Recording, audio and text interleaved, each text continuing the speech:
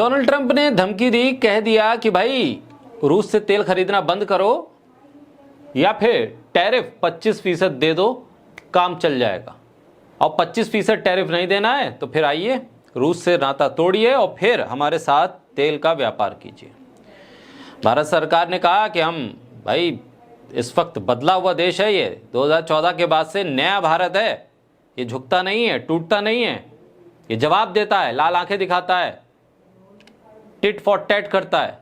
लगा था कि 25% टैरिफ का जवाब सरकार देगी, कुछ बड़ा जवाब देने की तैयारी कर रही है, इसलिए ट्वीट आना शुरू हो गए विपक्षी दलों के भी और सत्ताधारी पार्टी के भी। विपक्ष ने सवाल उठाया कि सरकार क्या कर रही थी, विपक्ष बोला हम देशभक्ति में आगे बढ़ रहे हैं, हमें अमेरिका की जरूरत नहीं। लगा कि कुछ बड़ा करने जा रहे हैं, लेकिन सुबह होते होते खबर आ गई घुटने टेक दिए गए हैं। घुटने टेक दिए गए हैं, जैसा ट्रंप ने कहा वैसा करने को हम तैयार हो गए। ट्रंप ने कहा रूस से तेल खरीदना बंद करो, भारत की सरकारी कंपनी कह चुकी हैं साहब जैसा आप कहते हैं वैसा ही हम करेंगे। रूस से तेल खरीदने पर स्टॉपेज लगा दिया गया, पॉज कर दिया गया। भारत के सरकारी तेल रिफाइनरी कंपनियों ने रूस से तेल खरीदना कुछ समय के लिए रोक दिया।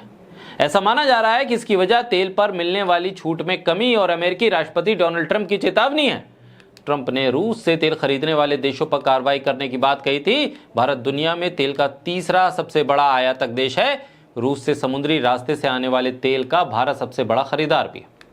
रॉयटर्स के मुताबिक इंडियन ऑयल कॉरपोरेशन यानी IOC, Hindustan Petroleum Corporation HPCL, Bharat Petroleum Corporation BPCL और Mangalore Refinery Petrochemical Limited MRPL जैसी सरकारी रिफाइनरी कंपनियों ने पिछले एक हफ्ते से रूस से तेल नहीं खरीदा है।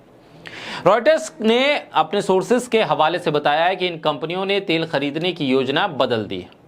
ये चारों रिफाइनरी कंपनियां आमतौर पर रूस से तेल खरीदती हैं। अब ये कंपनियां स्पॉट मार्केट से तेल खरीद रही हैं। स्पॉट मार्केट मतलब हाजिर बाजार, जहां तुरंत डिलीवरी के लिए तेल खरीदा जाता है। ये कंपनियां ज्यादातर मध्य पूर्व के देशों जैसे अबू धाबी से मुर्बान क्रूड और पश्चिमी अफ्रीकी देशों से तेल खरीद रही हैं। भारत में रिलायंस इंडस्ट्रीज और नायरा एनर्जी जैसी प्राइवेट कंपनियां, रिफाइनरी कंपनीज रूस से सबसे ज्यादा तेल खरीदती, लेकिन सरकारी रिफाइनरी कंपनियों के पास भारत में कुल रिफाइनरी क्षमता का 60% से ज्यादा हिस्सा है। भारत में हर दिन लगभग 5.2 बिलियन बैरल तेल रिफाइन किया जाता है। अब ऐसे में सवाल यह है कि जब सरकारी कंपनियों ने घुटने टेक दिए तो प्राइवेट कंपनियां कब तक टिकी रहेंगी? और रूस से आप तेल नहीं खरीदेंगे तो रूस के साथ आपके संबंधों का क्या होगा? जो बाइनरी बन रही है रूस, चीन, पाकिस्तान, ईरान, इससे आप कैसे निपटेंगे? क्योंकि ईरान सबसे पहला देश था जिसने भारत पर लगने वाले टैरिफ का विरोध किया था, ट्वीट करके बताया था कि हम भारत के साथ हैं, अमेरिका की दादागिरी नहीं चलेगी। जब ये 25% टैरिफ की खबर आई, विपक्ष तो बहुत हमलावर रहा। विपक्ष ने कहा ये क्या तमाशा है, ये क्या हो रहा है, कौन सी विदेश नीति है, क्या कर रही है सरकार? सरकार की तरफ से कोई जवाब नहीं है। अब तक सिरे से खामोशी है। अलग अलग मुद्दों पर डाइवर्ट किया जा रहा है चीजों को। कभी किसी बम धमाके में कोई बरी हो गया, उसकी तरफ मुंह मोड़ा जा रहा है। टेरर को किसी धर्म के साथ जोड़कर उस पर डिबेट करवाई जा रही है। अलग अलग मुद्दों की तरफ डाइवर्ट किया जा रहा है, लेकिन असल मुद्दा जो अमेरिका के तरफ से लगाया गया टैरिफ है और तेल को लेकर अमेरिका की धमकी है, उस पर सीधे तौर पर भारत सरकार का कोई जवाब नहीं है, कोई जवाब नहीं है। और इस जवाब के इंतजार में देश है। उससे इतर यह हुआ कि सरकारी कंपनियों ने वही करना शुरू कर दिया जो ट्रंप ने किया। तो क्या ट्रंप के आदेश माने जाएंगे? सीज फायर पर ट्रंप 29-30 बार कह चुके हैं कि हाँ भारत ने मेरी बात मानी है, मैंने कहा सीज फायर तो सीज फायर, और लग भी ऐसे ही रहा है क्योंकि ट्रंप का ट्वीट आता है और सीज फायर हो जाता है। भारत सरकार का कोई स्टेटमेंट नहीं तब तक, प्रधानमंत्री का कोई स्टेटमेंट नहीं तब तक। और ऐसे में तेल की खरीद को लेकर कह दिया रूस से मत खरीदना। अब खबर आ रही है कि रूस से खरीदारी तेल की बंद कर दी गई है। ये हो क्या रहा है? किस तरह की आर्थिक नीति है, किस तरह की विदेश नीति है, किस तरह की भारत की संप्रभुता है कि अमेरिका का राष्ट्रपति जैसा कहता है हम वैसा करने को तैयार हो जाते हैं? आखिर मजबूरी क्या है? क्यों किया जा रहा है ऐसा? कहने के लिए तमाम विपक्ष के आरोप भी हैं कि भाई किसी एक उद्योगपति का कुछ मामला कानूनी मामला है, उससे निकलना चाह रहे हैं। कुछ और अलग अलग हलकों से अलग अलग खबरें हैं कि कुछ और वजह है सरकार की जिसकी वजह से ऐसा करना चाह रहे हैं।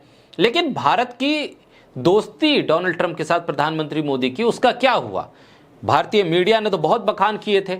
अलग से प्रोग्राम होगा प्रधानमंत्री मोदी के लिए, दुनिया देखेगी, बिजली कड़क जाएगी, फोटो होंगे, ये होगा। अब हो क्या रहा? अर्पित शर्मा ने लिखा, जो एक्स पर उन्होंने ये लिखा कि शेर की खाल के नीचे एक गीदड़ छिपा है। यूएस ने 10% पेनल्टी लगाई, मामला निपट गया। यानी कि 25% टैरिफ के साथ 10% पेनल्टी। अब ये भी अर्पित शर्मा लिख रहे हैं कि 10% पेनल्टी। क्या इस वजह से ये डर था, इस वजह से तमाम मामला पलट गया कि रूस से अब हम तेल नहीं लेंगे, हम इधर उधर से तेल ले लेंगे? और क्या आपूर्ति आप पूरी कर पाएंगे? रूस से आप जो इतनी बड़ी मात्रा में तेल लेते हैं, उससे कीमत पर क्या असर पड़ेगा? सप्लाई और डिमांड पर क्या असर पड़ेगा? क्या वो चेन टूटेगी? फिर उससे भारत में जो तेल की कीमत में उछाल आएगा, क्योंकि पहले ही आप महंगा तेल दे रहे हैं।